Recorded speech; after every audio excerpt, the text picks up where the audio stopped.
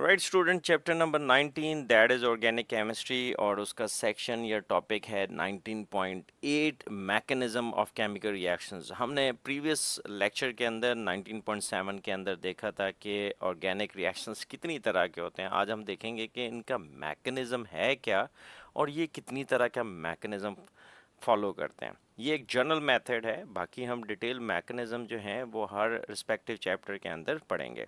हमारा जो फोकस होगा वो दो चीज़ों के ऊपर होगा।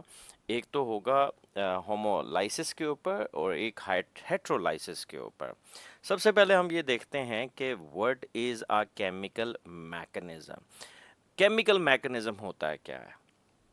Right. A reaction mechanism is the step by step pathway by which a chemical reaction occurs. देखिए, अगर आप सिंपल केमिकल रिएक्शन की बात करते हैं तो सिंपल केमिकल रिएक्शन के अंदर आप सिर्फ ये चीज़ शो करते हैं कि रिएक्टेंट जो है it is converted to product.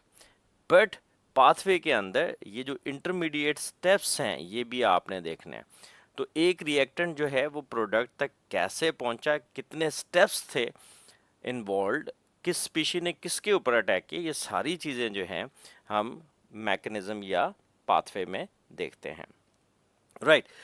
Reaction mechanism के अंदर हम देखते हैं कि विच बॉन्ड्स आर ब्रोकन, कौन से बॉन्ड टूटे, which bonds are formed, which species attack other species, कौन से केमिकल ने कौन से स्पीशी ने दूसरे केमिकल पे अटैक किया या स्पीशी पे अटैक किया, and how the substrate become the product. तो ये सारी चीज़ें हम मैकेनिज्म के अंदर जो है वो डिस्कस करते हैं। जबकि एक सिंपल केमिकल इक्वेशन के अंदर, बैलेंस केमिकल इक्वेशन के अंदर हम ये देखते हैं कि रिएक्टेंट क्या था, रिएक्शन कंडीशंस कौन सी थी, means temperature, pressure, catalyst, and then the product. But reaction mechanism में हम उस रिएक्शन को डिटेल के साथ देखते हैं।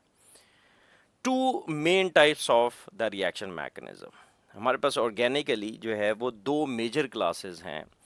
एक जिसमें होमोलाइसिस होती है और होमोलाइसिस में आपके पास बनता है free radicals, and that mechanism is called free radical mechanism. तो बॉन्ड ब्रेक हुई होमोलिटिकली। होमोलिटिकली मीन्स कि ये दो स्पीशी थी, for example we have A and B species, right. अब ये दोनों ए स्पीशीज, राइट।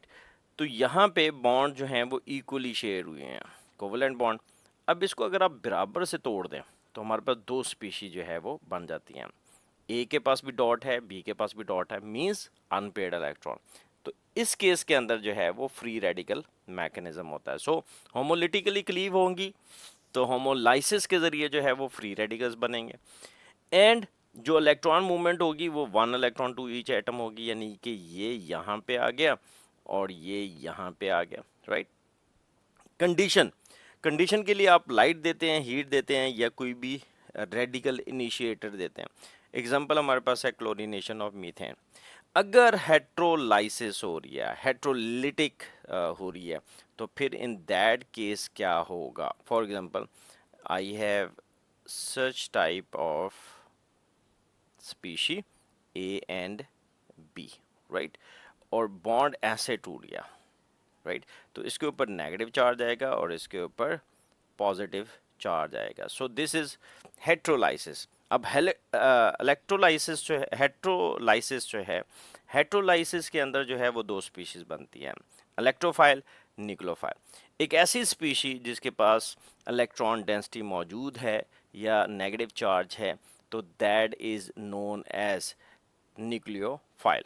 और एक ऐसी स्पीशीज जिसके पास इलेक्ट्रॉन डेफिशिएंसी है, जो कि इलेक्ट्रॉन एक्सेप्ट कर सकता है, that is known as electrophile. तो ए प्लस जो है वो इलेक्ट्रोफाइल है, जबकि बी नेगेटिव जो है वो न्यूक्लियोफाइल है, जो हमने अभी एग्जांपल दिया।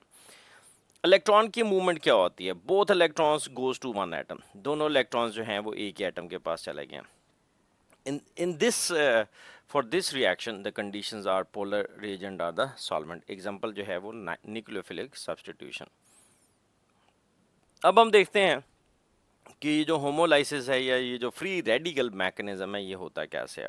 सबसे पहले आप देखिए कि फ्री रेडिकल है क्या। बेसिकली एक ऐसी chemical species which contain an unpaired electron shown by the dot, right. और ये डॉट ऊपर होता है, राइट। ये आपने इसके ऊपर दिखाना है, ये सेंटर में है, ये आपने नहीं करना। B R negative, B R dot, C L dot, C I three dot.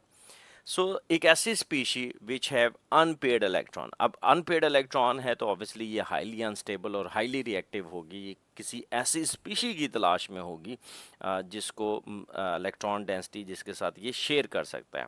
Homolysis, a covalent bond breaks so that one electron goes to the each atom producing two radical। हमारे पास chlorine था, हमने chlorine को जो है ये इस तरीके से बराबर से बॉन्ड तोड़ा तो एक इलेक्ट्रॉन इधर और दूसरा इलेक्ट्रॉन इधर, सो हमारे पास क्लोरीन फ्री रेडिकल्स जो हैं वो बन गए। Chlorination of methane is the best example and इस एग्जांपल के अंदर हम देखते हैं कि मीथेन है और मीथेन की जब हमने क्लोरीनेशन की तो उसके लिए हमें डिफ्यूज लाइट चाहिए। यूजुअली आप एरो के ऊपर जो है वो कुछ इस तरीके से देखते हैं। CI3Cl प्लस HCl, अब ये 3 स्टेप के अंदर रिएक्शन होता है। अगर आप इसका मैकेनिज्म देखें तो सबसे पहले है इनिशिएशन। इनिशिएशन एक ऐसा स्टेप होगा जिसमें रेडिकल्स जनरेट होंगे, तो ये जो लाइट दी है या आपने हीट दिया है या कोई रेडिकल इनिशिएटर है वो सबसे पहले क्या करेगा, रेडिकल्स बनाएगा। सो फर्स्ट एग्जांपल में हमारे पास रेडिकल्स बने।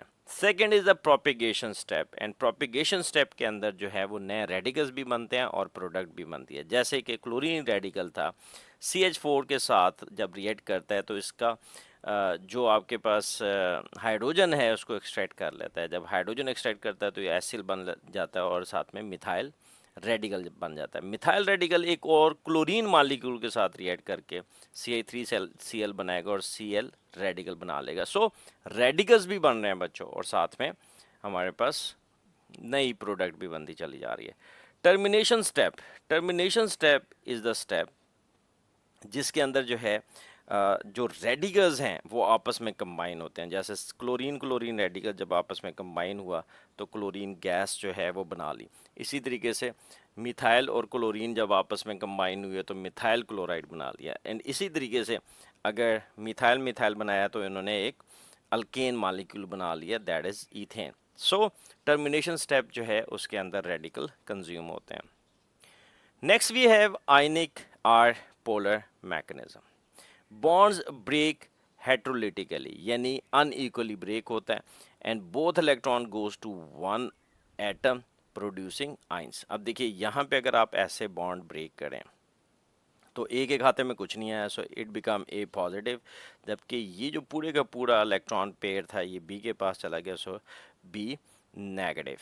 अब ये रिएक्शन जो हैं these reactions matter because organic molecule often contain polar bond। अब जब हेट्रोलिटिकली हुआ तो हमारे पास दो टर्म्स आ गई, one is electrophile, second is nucleophile.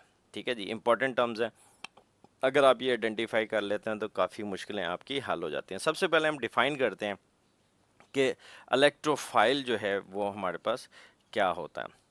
So electrophile जो है this is the electron loving species, यानी जो इलेक्ट्रोफाइल है ये एक ऐसी स्पीशी होगी जो कि इलेक्ट्रॉन की तलाश में होगा, in search of electron density होगा।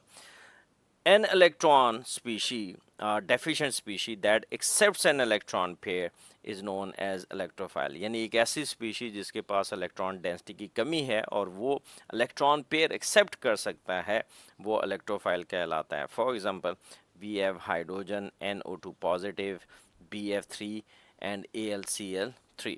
तो ये सारी स्पीशी ऐसी हैं या तो पॉजिटिवली चार्ज हैं या फिर न्यूट्रल है which can accept a pair of electron. दूसरी तरफ अगर आप देखिए तो we have nucleophile. Nucleophile means nucleus loving, एक ऐसी स्पीशी जिसके पास इलेक्ट्रॉन है और वो चाहता है कि किसी ऐसी स्पीशी के साथ इलेक्ट्रॉन डेंसिटी जो है वो शेयर की जाए जो कि डेफिशिएंट है। An electron rich species that donates an electron pair to an electron deficient atom, यानी एक ऐसी स्पीशीज जो कि रिच है इलेक्ट्रॉन डेंसिटी के अंदर और वो अपनी इलेक्ट्रॉन जो है डेंसिटी या इलेक्ट्रॉन पेयर किसी के साथ शेयर कर सकता है। OH negative, CN negative, ammonia में आपको पता है कि नाइट्रोजन के ऊपर लोन पेयर होता है, इसी तरीके से वाटर में जो है वो दो लोन पेयर ऑफ इलेक्ट्रॉन्स है एंड Cl नेगेटिव। तो निशानी ये है कि एक ऐसी स्पीशी जो कि नेगेटिवली चार्ज है या न्यूट्रल है जिसके पास लोन पेयर ऑफ इलेक्ट्रॉन है वो न्यूक्लियोफाइल के तौर पर एक्ट कर सकती है। Right. Don't identify a nucleophile just because it is negatively charged. A neutral molecule such as ammonia and water is also a nucleophile. Nitrogen and oxygen carry both the electron pair that can donate. तो हम सिर्फ negative charge को जो है ये नहीं कहते कि यही न्यूक्लियोफाइल होंगे, ऐसी स्पीशी भी न्यूक्लियोफाइल हो सकती हैं जो कि न्यूट्रल हैं लेकिन they have lone pair of electron. हमारे पास एक रिएक्शन है that is known as nucleophilic substitution reaction, यानी हमने न्यूक्लियोफाइल जो है वो प्लेस करना है at the rate of nucleophile, यानी एक स्पीशी को निकालना है और उसकी जगह पे दूसरा स्पीशी जो है वो ऐड करना है. अब देखिए ये न्यूक्लियोफाइल है, ये इस कार्बन के ऊपर यानी ये जो अल्काइल रेडिकल दिखाया है इसके कार्बन पे अटैक करेगा बिकॉज दिस इज़ नेगेटिव, ये पोलर बॉन्ड है. अगर आप देखें तो ये आपके पास जो है से वी से मिथाइल ब्रोमाइड, तो बी आर जो है वो नेगेटिव है, so it be negative charge, partial negative होगा, कार्बन के ऊपर पार्शियल पॉजिटिव होगा.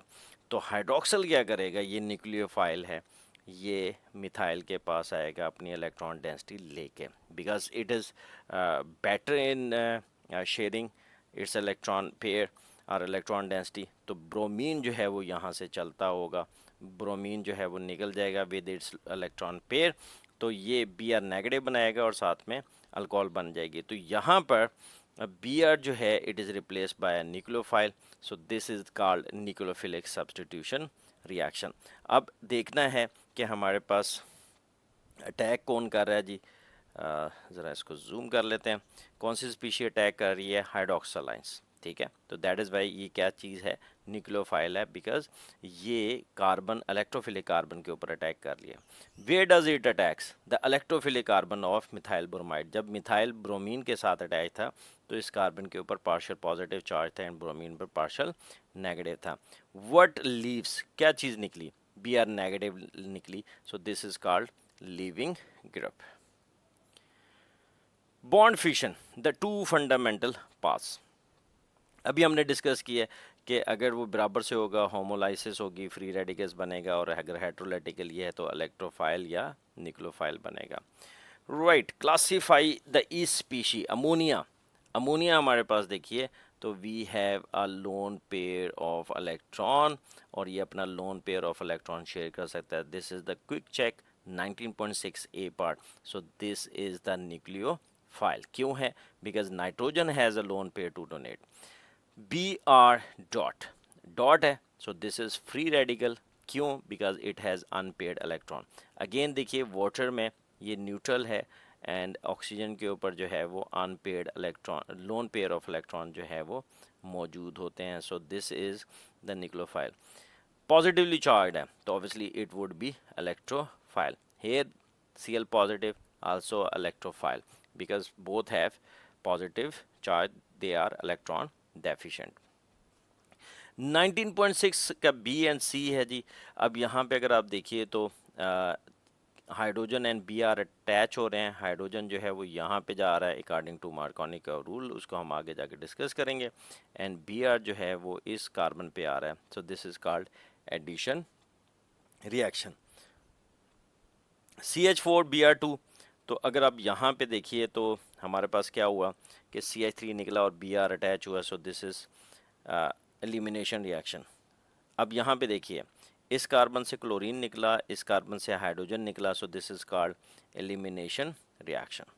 दोनों मॉलिक्यूल्स ऐड हो गए और दोनों मॉलिक्यूल्स के ऐड होने पर H2 यहाँ से गया, ऑक्सीजन यहाँ से गया, so carbon is directly link to this nitrogen, ठीक है, और वाटर निकल गया. सो ऐसे रिएक्शंस जिसमें दो स्मॉलर मॉलिक्यूल्स अटैच होकर आपस में कंबाइन होकर एक बड़ा मॉलिक्यूल्स बनाते हैं और वाटर रिलीज होता है, this is known as condensation reaction. अब यहाँ पे देखिए वी हैव एसिटाल्डिहाइड, एक हाइड्रोजन जो है वो ऑक्सीजन के साथ अटैच हुआ और दूसरा हाइड्रोजन जो है वो कार्बन के साथ अटैच हुआ, it become CH3CH2OH. So this is called reduction because hydrogen add हो रही है. राइट. अब इस पूरे लेक्चर के अंदर आपने क्या चीज़ जहन में रखनी है, होमोलाइसिस फ्री रेडिकल्स बनाते हैं। हेट्रोलाइसिस आयंस बनाते हैं, इलेक्ट्रोफाइल या निक्लोफाइल। इलेक्ट्रोफाइल क्या होता है? एक ऐसी स्पीशी जो कि इलेक्ट्रॉन पेयर एक्सेप्ट कर सकती है। It may be a neutral, it may be a positive. अगर पॉजिटिवली चार्ज है तो अंडरस्टूड है कि इलेक्ट्रोफाइल है। अगर ये जो है न्यूट्रल है तो इट इज़ वेरी सिंपल, उसके अंदर इलेक्ट्रॉन डेफिशिएंट के लिए ज़रूरी है कि उसको देखें कि उसका ऑक्टेट इनकम्प्लीट होगा। Nucleophile with donates an electron pair, या तो नेगेटिवली चार्ज है या एक ऐसी स्पीशी जिसमें जो एटम है, सेंट्रल एटम है, उसके ऊपर लोन पेयर ऑफ इलेक्ट्रॉन होगा। रेडिकल चेन में 3 आपके पास स्टेप थे, initiation, propagation and termination. Nucleophilic substitution reaction क्या होता है? जिसमें निक्लोफाइल जो है वो लीविंग ग्रुप को निकाल कर खुद अटैच हो जाता है। सो राइट स्टूडेंट, यहाँ तक हमारा ये लेक्चर ख़त्म होता है। टेक केयर, फी अमान अल्लाह, अल्लाह हाफिज़।